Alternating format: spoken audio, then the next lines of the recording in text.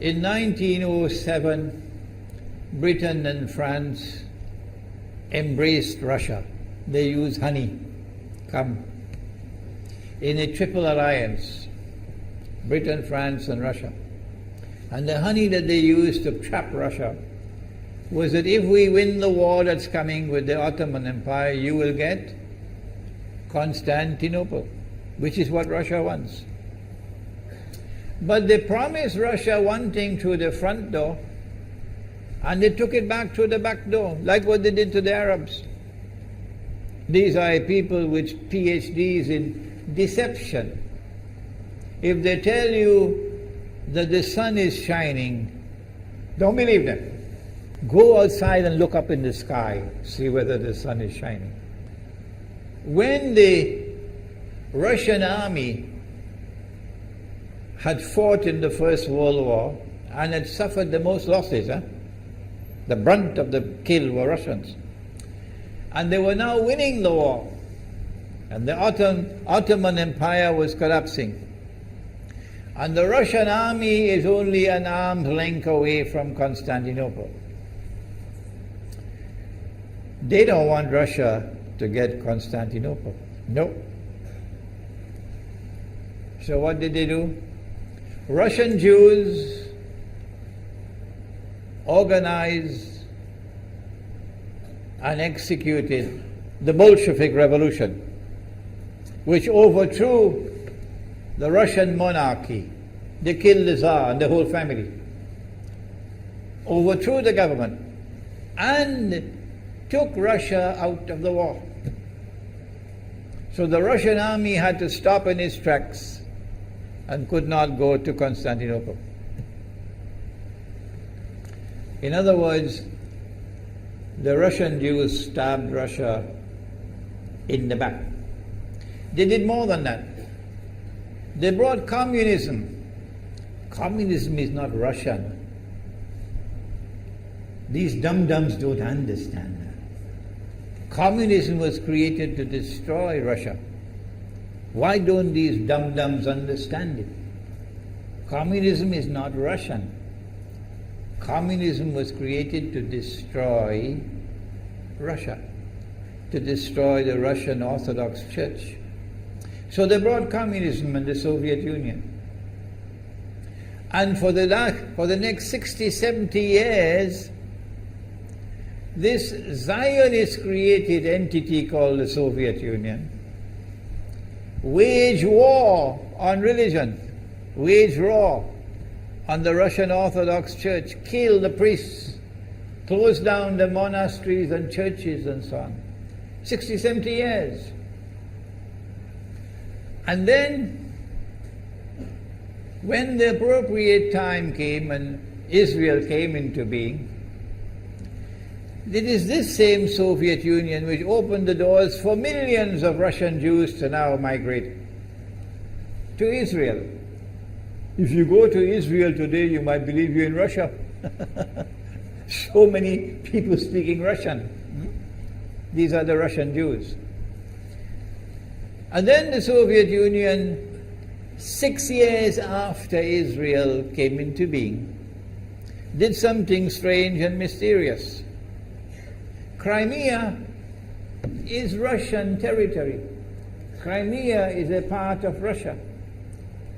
The Soviet Union decided to give Crimea as a gift to Ukraine.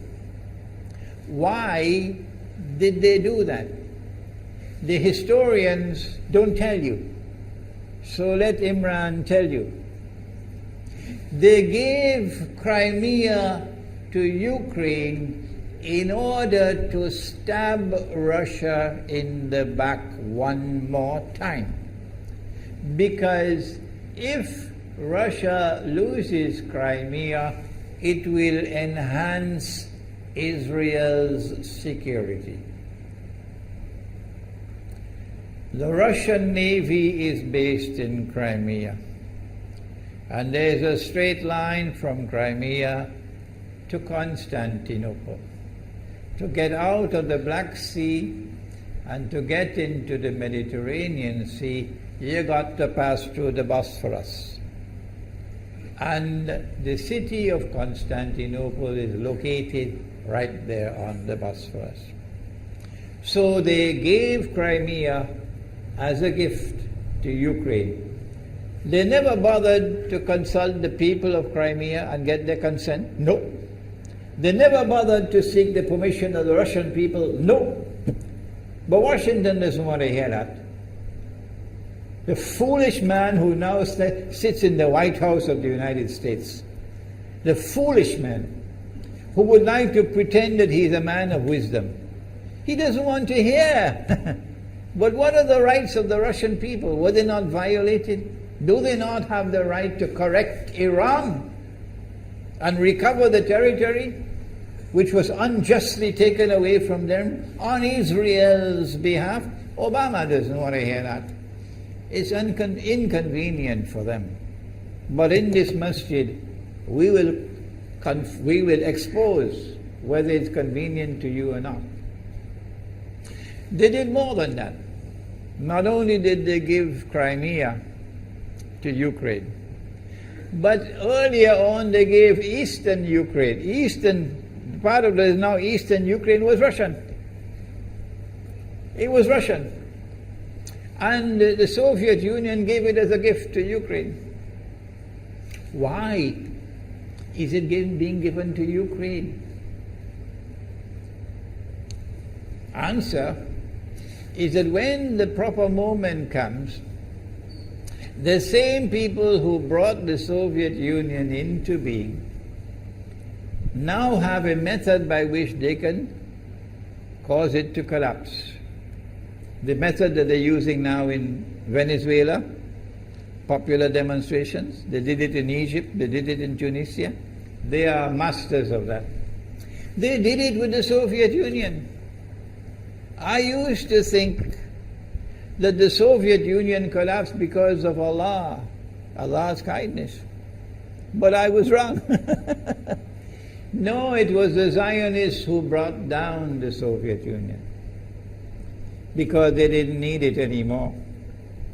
Like tomorrow they wouldn't need you anymore, Saudi Arabia. And they wouldn't need you anymore, Islamabad. When will you understand that? They'll just throw you to the dogs. You served them long enough. So they brought down the Soviet Union. Why? So that Ukraine might emerge as an independent state. That's danger for Russia. They prepared the way. And now Ukraine emerges as an independent state. So the rope is around Russia's neck now. And from that day, when the Soviet Union collapsed, until yesterday, the relationship between Russia and Ukraine was always problematic. But the people of Ukraine still had the good sense and wisdom to appoint a government that was pro-Russian. The Zionists decided it's time for us to use our, the street demonstrations. And last October, November, December, the world witnessed Caracas all over again. And eventually, the Zionists got what they wanted. You have the money, and you can send in your special people, snipers who will kill, and so on, throw petrol bombs and so on. And eventually they got what they wanted. They created enough havoc. May Allah protect Malaysia from that. Ameen. Ameen. And the president of Ukraine fled. He's a democratically elected according to your method, Mr. Obama, according to your system. He's a legally elected president of Ukraine. And he had to flee. And these hypocrites in Washington and London and Paris who would like us to believe that they are honorable men. They are not. Instead of standing on the side of the legally appointed president and demanding the rule of law, they all showed their colors as hypocrites in immediately recognizing the new government in Ukraine. The new government in Ukraine is anti-Russian. That's what they wanted. That's why they brought down the Soviet Union, to bring in a Ukraine into being as independent state, and then to eventually get an anti-Russian government in Ukraine. If by Allah's kindness Putin had not intervened and been so spectacularly successful, this is what the plan would have been.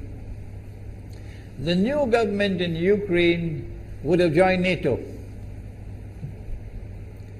and Russia could not stop it. And when the new government in Ukraine joined NATO, NATO will then send its armed forces into Ukraine. It could include nuclear weapons. Then Ukraine will pick a fight with Russia and decide that Russia must now vacate Crimea. Shut down your naval base. The rope is now tightened around your neck. Russia has to put its tail between its legs and withdraw its fleet, Black Sea Fleet, from Crimea. Russia is no longer a naval power.